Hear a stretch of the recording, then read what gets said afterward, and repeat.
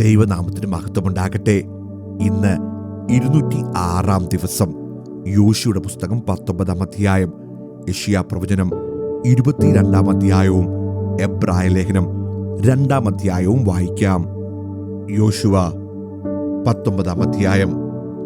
2 നറുക്ക് ശിമെയോന് കുടുംബമായി ശിമെയോൻ മക്കളുടെ ഗോത്രത്തിന് വന്നു. അവരുടെ അവകാശം യഹൂദ മക്കളുടെ അവകാശത്തിന്റെ ഇടയിലായിരുന്നു. അവർക്ക് തങ്ങളുടെ അവകാശത്തിൽ ബേർഷേബ, ഷേബ, മോലാദ, ഹസൽ ഷുവാൽ, ബാല, ഏസേം, എത്ലോലദ്, ബേഥൂൽ, ഹോർമ, സിക്ലാഗ്, ബേത്ത് മർക്ക, ബോത്ത്, ഹസർ സൂസ, ബേത്ത് ലെബായോത്ത്, ഷാരുഹൻ, ഇങ്ങനെ 13 പട്ടണവും അവയുടെ ഗ്രാമങ്ങളും, അയീൻ, റിമ്മോൻ, ഏഥർ, ആശാൻ, ഇങ്ങനെ 4 പട്ടണവും അവയുടെ ഗ്രാമങ്ങളും. ഈ പട്ടണങ്ങൾക്ക് ചുറ്റും തെക്കേദേശത്തിലെ രാമ എന്ന ബാലത്ത് ബേർ വരെയുള്ള സകല ഗ്രാമങ്ങളും ഉണ്ടായിരുന്നു. ഇത് ശിമെയോൻ മക്കളുടെ ഗോത്രത്തിന് കുടുംബമായി കിട്ടിയ അവകാശം. ശിമെയോൻ മക്കളുടെ അവകാശം യഹൂദ മക്കളുടെ ഓഹരിയിൽ ഉൾപ്പെട്ടിരുന്നു. യഹൂദ മക്കളുടെ ഓഹരി അവർക്ക് അധികമായിരുന്നതുകൊണ്ട് അവരുടെ അവകാശത്തിന്റെ ഇടയിൽ ശിമെയോൻ മക്കൾക്ക് അവകാശം ലഭിച്ചു. സെബുലൂൻ മക്കൾക്ക് കുടുംബമായി 3 നറുക്ക് വന്നു. അവരുടെ അവകാശത്തിന്റെ അതിർ സാരിദ് വരെയായിരുന്നു. അവരുടെ അതിർ പടിഞ്ഞാറോട്ട് മരലയിലേക്ക് കയറി ദബ്ബശേത്ത് വരെ ചെന്ന് യൊക്നെയാമിനെതിരെയുള്ള തോട് വരെ എത്തുന്നു. സാരീദിൽ നിന്ന് അത് കിഴക്കോട്ട് സൂര്യോദയത്തിന്റെ നേരെ കിസ്ലോത്ത് താബോറിന്റെ അതിരിലേക്ക് തിരിഞ്ഞ് ദാബരത്തിന് ചെന്ന് യാഫിയയിലേക്ക് കയറുന്നു. അവിടെ നിന്ന് കിഴക്കോട്ട് ഗത്ത് ഹേഫറിലേക്കും യേത്ത് കാസിനിലേക്കും കടന്ന് നേയ വരെ നീണ്ടു കിടക്കുന്ന റിമ്മോനിലേക്ക് ചെല്ലുന്നു. പിന്നെ ആ അതിർ ഹന്നാഫോന്റെ വടക്കുവശത്ത് തിരിഞ്ഞ് ഇഫ്താഹ് ഏൽ താഴ്വരയിൽ അവസാനിക്കുന്നു. കത്താത്ത്, നഹലാൽ, ഷിമ്രോൻ, ഇദല, ബേത്ത് ലെഹെ മുതലായ 12 പട്ടണവും അവയുടെ ഗ്രാമങ്ങളും അവർക്കുണ്ടായിരുന്നു. അത് സെബുലൂൻ മക്കൾക്ക് കുടുംബമായി കിട്ടിയ അവകാശമായ പട്ടണങ്ങളും അവയുടെ ഗ്രാമങ്ങളും തന്നെ. 4 നറുക്ക് ഇസ്സാഖാരിന് കുടുംബമായി ഇസ്സാഖാർ മക്കൾക്ക് തന്നെ വന്നു. അവരുടെ ദേശം ഇസ്രയേൽ, കെസുല്ലോത്ത്, ഷൂനേം, ഹഫാരയും, ഷിയോൻ, അനഹരാദ്, രബീത്, കിഷ്യോൻ, ഏബസ്, റേമത്ത്, ഏൻ ഗനീം, ഏൻ ഹദ്ദ, ബേത്ത് പസേസ് എന്നിവ ആയിരുന്നു. അവരുടെ അതിർ താബോർ, ഷഹസൂമ, ബേത്ത് ഷെമേഷ് എന്നിവയിൽ എത്തി യോർദാങ്കൽ അവസാനിക്കുന്നു. ഇങ്ങനെ 16 പട്ടണവും അവയുടെ ഗ്രാമങ്ങളും ഉണ്ടായിരുന്നു. ഇത് ഇസ്സാഖാർ മക്കളുടെ ഗോത്രത്തിന് കുടുംബമായി കിട്ടിയ അവകാശം. ഈ പട്ടണങ്ങളും അവയുടെ ഗ്രാമങ്ങളും തന്നെ. ആശേർ മക്കളുടെ ഗോത്രത്തിന് കുടുംബമായി 5 നറുക്ക് വന്നു. അവരുടെ ദേശം ഹേക്ലത്ത്, ഹലി, ബേത്തൻ, അക്ഷാഫ്, അല്ലമേലെക്, അമാദ്, മിഷാൽ എന്നിവ ആയിരുന്നു. അത് പടിഞ്ഞാറോട്ട് കർമ്മേലും ഷീഹോർ, ലിബ്നാത്തും വരെയെത്തി സൂര്യോദയത്തിന്റെ നേരെ ബേത്ത് ദാഗോനിലേക്ക് തിരിഞ്ഞ് വടക്ക് സെബുലൂനിലും ബേത്ത് ഏമെക്കിലും നെയ്യേലിനും ഇഫ്താഹ് ഏൽ താഴ്വരയിലും എത്തി ഇടത്തോട്ട് കാബൂൽ, ഹെബ്രോൻ, രഹോബ്, ഹമ്മോൻ, കാന എന്നിവയിലും മഹാനഗരമായ സീദോൻ വരെയും ചെല്ലുന്നു. പിന്നെ ആ അതിർ രാമയിലേക്കും ഉറപ്പുള്ള പട്ടണമായ സോറിലേക്കും തിരിയുന്നു. പിന്നെ ആ അതിർ ഹോസയിലേക്ക് തിരിഞ്ഞ് സക്ലീബ് ദേശത്ത് സമുദ്രത്തിങ്കൽ അവസാനിക്കുന്നു. ഉമ്മ, അഫേക്ക്, രഹോബ് മുതലായ 72 പട്ടണവും അവയുടെ ഗ്രാമങ്ങളും അവർക്കുണ്ടായിരുന്നു. ഇത് ആശേർ മക്കളുടെ ഗോത്രത്തിനും കുടുംബമായി കിട്ടിയ അവകാശം. ഈ പട്ടണങ്ങളും അവയുടെ ഗ്രാമങ്ങളും തന്നെ. 6 നറുക്ക് നഫ്താലി മക്കൾക്ക് കുടുംബമായി നഫ്താലി മക്കൾക്ക് തന്നെ വന്നു. അവരുടെ അതിർ ഹേലഫും സാനനീമിലെ കരുവേലകവും തുടങ്ങി അദാമി നെക്കേബിലും യബ്നോലിലും കൂടി ലക്കും വരച്ചെന്ന് യോർദാങ്കൽ അവസാനിക്കുന്നു. പിന്നെ ആ അതിർ പടിഞ്ഞാറോട്ട് അസ്നോത്ത് താബോറിലേക്ക് തിരിഞ്ഞ് അവിടെ നിന്ന് ഹുക്കോക്കിലേക്ക് ചെന്ന് തെക്കുവശത്ത് സെബുലൂനോടും പടിഞ്ഞാറുവശത്ത് ആശേരിനോടും കിഴക്കുവശത്ത് യോർദാന്യ യഹൂദയോടും തൊട്ടിരിക്കുന്നു. ഉറപ്പുള്ള പട്ടണങ്ങളായ സിദ്ദീം, സേർ, ഹമ്മത്ത്, രക്കത്ത്, കിന്നരേത്ത്, അദമ, രാമ, ഹാസോർ, കേദസ്, എഫ്രയി, ഏൻ ഹാസോർ, ഈരോൻ, മിഗ്ദൽ ഏൽ, ഹോരേം, ബേത് അനാത്ത്, ബേത് ഷേമെഷ്, ഇങ്ങനെ 19 പട്ടണവും അവയുടെ ഗ്രാമങ്ങളും. ഇവ നഫ്താലി മക്കളുടെ ഗോത്രത്തിന് കുടുംബം കുടുംബമായി കിട്ടിയ അവകാശത്തിലെ പട്ടണങ്ങളും ഗ്രാമങ്ങളും തന്നെ. ദാൻ മക്കളുടെ ഗോത്രത്തിന് കുടുംബം കുടുംബമായി 7ാമത്തെ നറുക്ക് വന്നു.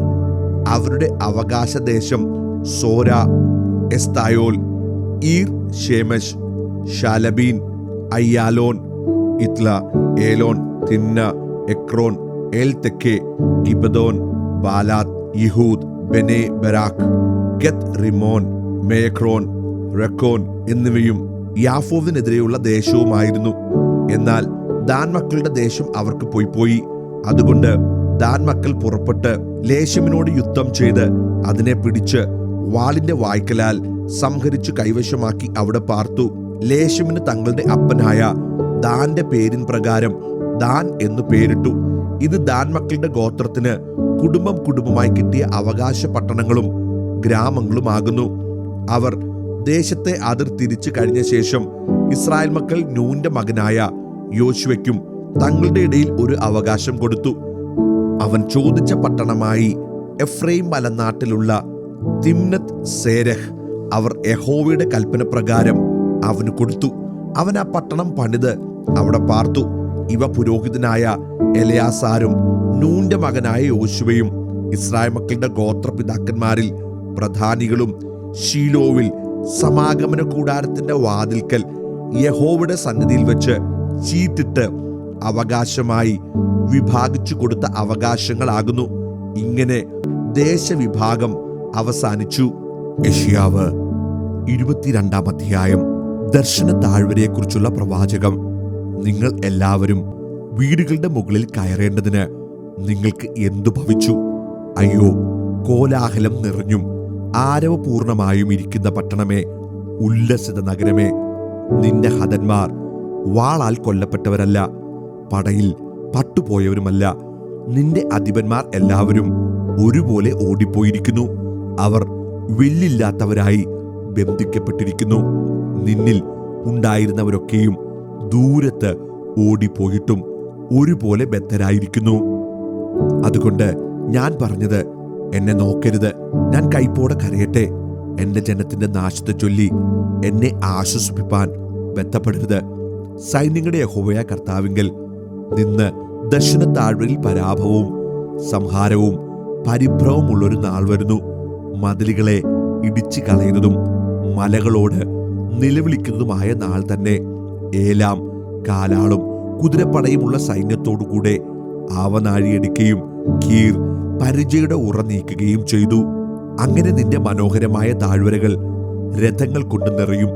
കുതിരപ്പട വാതിക്കൽ അണിനിരത്തും. അവൻ യഹൂദയുടെ മൂടുപടം നീക്കിക്കളഞ്ഞു. അന്ന് നിങ്ങൾ വനഗൃഹത്തിലെ ആയുധവർഗത്തെ നോക്കി ദാവീദിൻ നഗരത്തിലെ ഇടിവുകൾ അനവധിയെന്ന് കണ്ടു. താഴത്തെ കളത്തിലെ വെള്ളം കെട്ടിനിർത്തി യെരൂശലേമിലെ വീടുകൾ എണ്ണി മതിൽ ഉറപ്പിപ്പാൻ വീടുകളെ പൊളിച്ചു കളഞ്ഞു. പഴയ കളത്തിലെ വെള്ളം സൂക്ഷിപ്പാൻ 2 മതിലുകളുടെ മധ്യേ ഒരു ജലാശയമുണ്ടാക്കി. എങ്കിലും അത് വരുത്തിയവങ്കിലേക്ക് നിങ്ങൾ തിരിഞ്ഞില്ല. പണ്ടുപണ്ടേ അതു നിരൂപിച്ചവനെ ഓർത്തതുമില്ല. അന്ന് സൈന്യങ്ങളുടെ യഹോവയായ കർത്താവ് കരച്ചിലിനും വിലാപത്തിനും മൊട്ടയടിക്കുന്നതിനും രട്ടുടുക്കുന്നതിനും വിളിച്ചപ്പോൾ ആനന്ദവും സന്തോഷവും കാളയറുക്കുക, ആടറുക്കുക, ഇറച്ചി തിന്നുക, വീഞ്ഞു കുടിക്ക, നാം തിന്നുക കുടിക്ക, നാളെ മരിക്കുമല്ലോ എന്നിങ്ങനെയായിരുന്നു.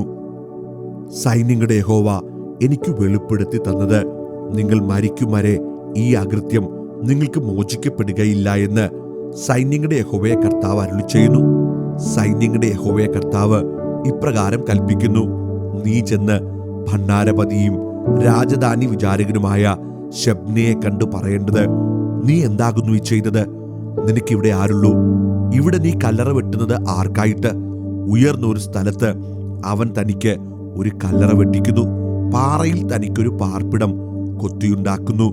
എടോ, നിന്നെ യഹോവ തൂക്കിയെടുത്ത് ചുഴറ്റി എറിഞ്ഞുകളയും.